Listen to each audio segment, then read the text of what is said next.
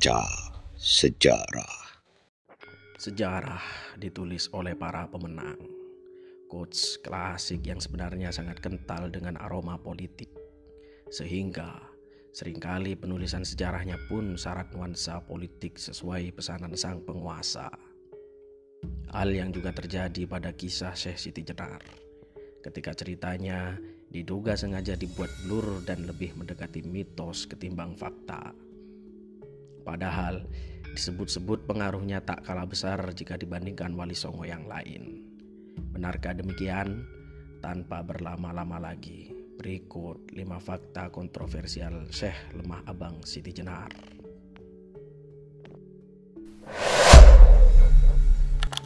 1. Asal-usul yang simpang siur.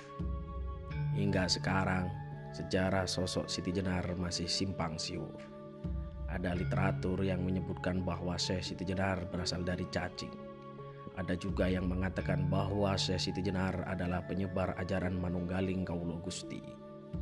Selain itu, ada yang mengatakan bahwa Syekh Siti Jenar termasuk anggota wali, yakni wali ke-10, seperti yang tertulis dalam sumber naskah Narita Purwaka Caruban Nagari. Ada pula yang menyebutkan bahwa Syekh Siti Jenar adalah wali yang meninggalkan sholat, puasa Ramadan, haji, serta ibadah-ibadah wajib dan sunnah lainnya. Bahkan ada literatur yang menyebutkan bahwa sejarah Syekh Siti Jenar hanyalah kebohongan alias mitos belaka. Namun apapun isi literatur itu, kita sebagai masyarakat yang hidup di zaman sekarang tetap perlu memaklumi, sebab bagaimanapun juga tidak terdapat bukti autentik yang menunjukkan secara pasti sejarah perjalanan hidup hingga wafat Syekh Siti Jenar, kecuali hanya cerita-cerita yang mengacu pada literatur sumber sekunder.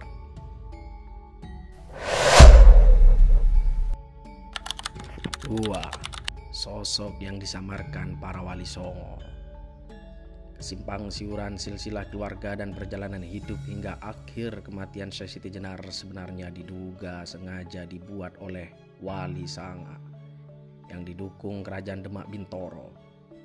Mereka perlu menyimpang siurkan sejarah serta segala hal yang berbau Syekh Siti Jenar agar tidak ada lagi masyarakat awam yang terjebak oleh ajaran sufi Syekh Siti Jenar yang dikhawatirkan dapat menjerumuskan.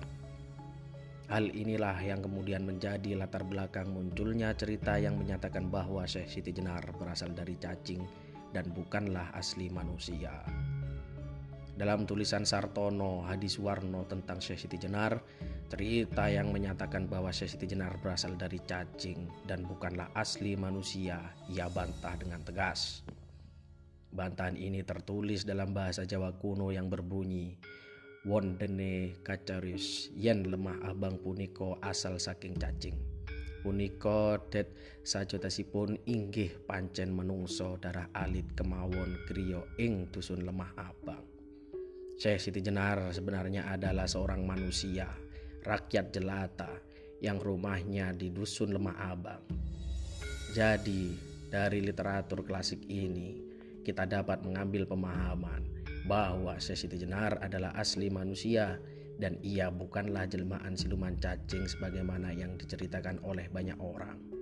Sementara dalam pustaka Raja-Raja Bumi Nusantara dituliskan bahwa Syekh Siti Jenar merupakan keturunan seorang sufi di Malaka. Kakeknya bernama Syekh Datuk Ishak yang memiliki 2 putra, yakni Syekh Datuk Ahmad dan adiknya Syekh Datuk Soleh. Syekh Datuk Ahmad memiliki putra bernama Syekh Nurjati yang kelak mendirikan pesantren di Cirebon dan menjadi guru Pangeran Cakrabuana, penguasa Cirebon. Sementara itu Syekh Datuk Soleh adalah ayah dari Syekh Siti Jenar. Artinya darah ulama mengalir dalam diri Syekh Siti Jenar.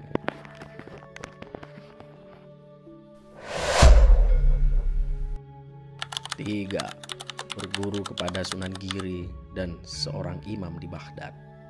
Dalam serat Walisana diceritakan bahwa pada suatu malam Jumat, Syekh Siti Jenar datang kepada beokan Sunan Giri hendak belajar ilmu rahasia.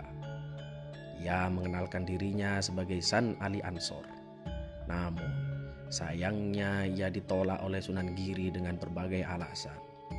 Tak kehabisan akal, Syekh Siti Jenar yang sakti kemudian menyelinap ke dalam kajian tersebut dengan merubah dirinya menjadi seekor burung gagak putih.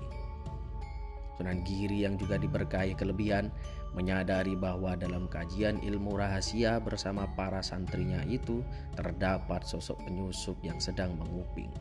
Maka seketika Sunan Giri menghentikan kajian tersebut untuk dilanjutkan pada pertemuan malam Jumat berikutnya. Pada malam Jumat berikutnya, Syekh Siti Jenar kembali menyusup. Kali ini dari dalam tanah.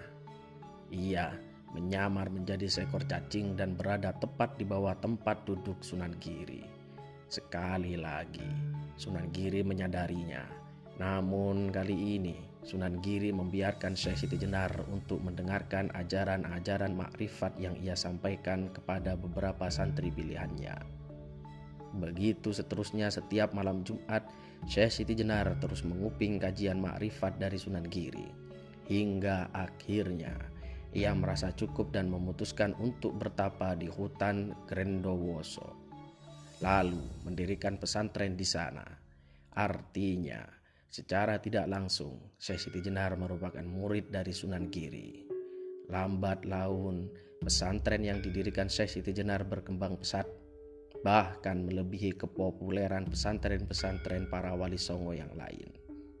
Dalam naskah Negara Kertabumi juga diceritakan bahwa Syekh Siti Jenar pernah belajar ke Baghdad di bawah asuhan Imam Abdul Malik al-Baghdadi dan mempelajari Thariqah Akmaliyah.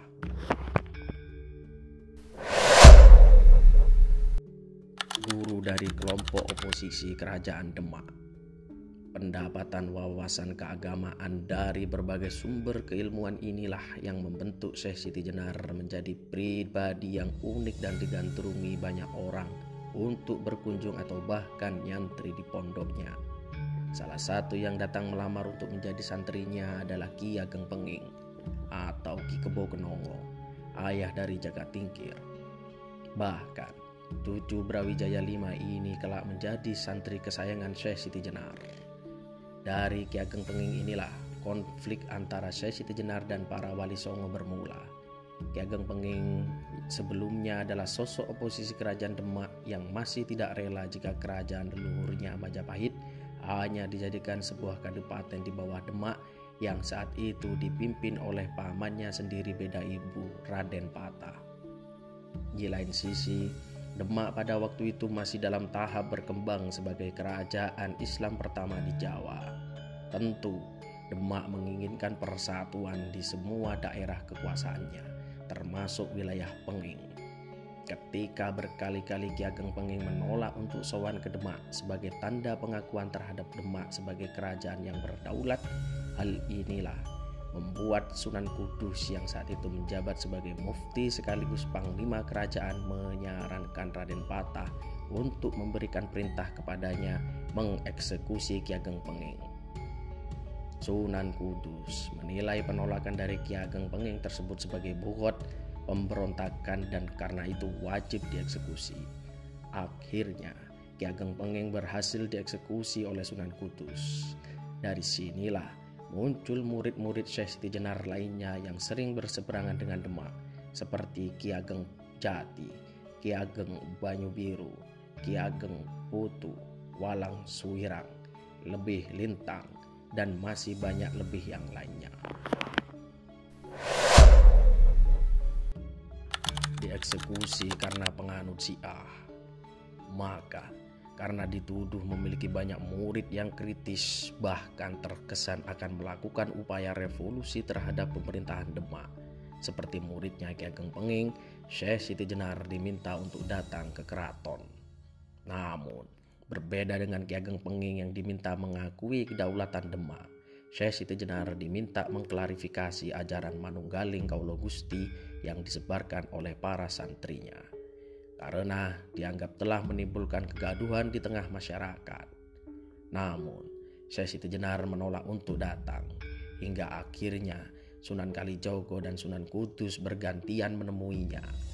Karena tetap menolak mengklarifikasi ajarannya, maka Syekh Siti Jenar akhirnya dieksekusi oleh Sunan Kudus.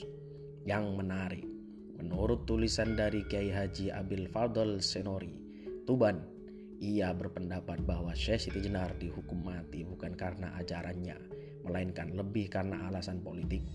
Ditambah lagi, menurut Profesor Slamet Muljana, Syekh Lemah Abang, nama lain dari Syekh Siti Jenar, merupakan perlambang tanah merah, tempat tragedi terbunuhnya Husain di Karbala, Irak, yang juga menjadi tempat Syekh Siti Jenar menuntut ilmu saat belajar di Baghdad. Sepulang dari Baghdad, beliau dianggap membawa ajaran Syiah Rafidhah ke Jawa.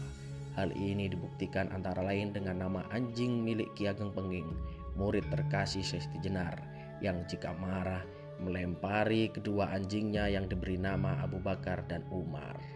Sementara itu, Sunan Kudus sendiri dikenal sebagai sosok yang keras dalam menegakkan Islam. Maka tidak mengherankan jika ia tidak segan mengeksekusi Syekh Siti Jenar karena ajaran Syiah Rafidhah yang Sunan Kudus nilai sesat dan dapat mengancam kestabilan politik Demak.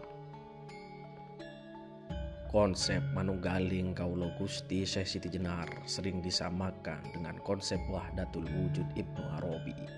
Sementara kisah akhir hidupnya sebagai sang martir seringkali disamakan dengan Al-Hallaj yang dieksekusi secara sadis oleh Kekhalifahan Abbasiyah, menandakan besarnya pengaruh Syekh Siti Jenar terutama terhadap kestabilan politik Kesultanan Demak saat itu.